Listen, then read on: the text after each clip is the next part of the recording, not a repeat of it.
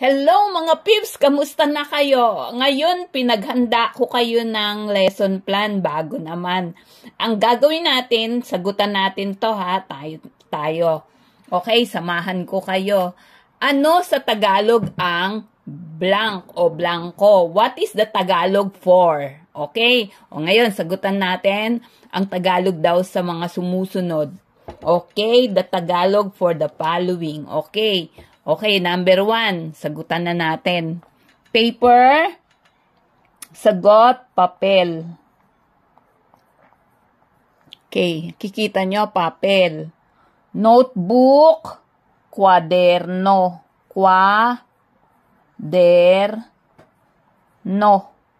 Kwaderno. Book, aklat. Dalawa ibig sabihin ng book. O kaya ay libro.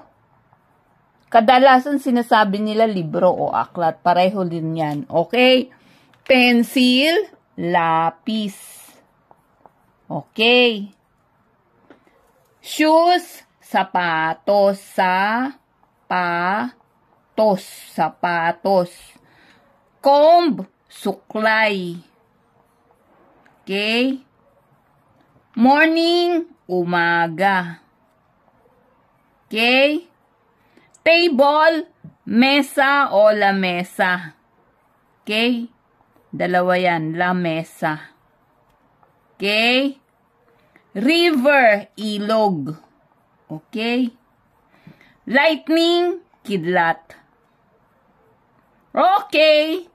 Gets nyo? Sagutan natin. Okay, basahin ulit natin. Basahin.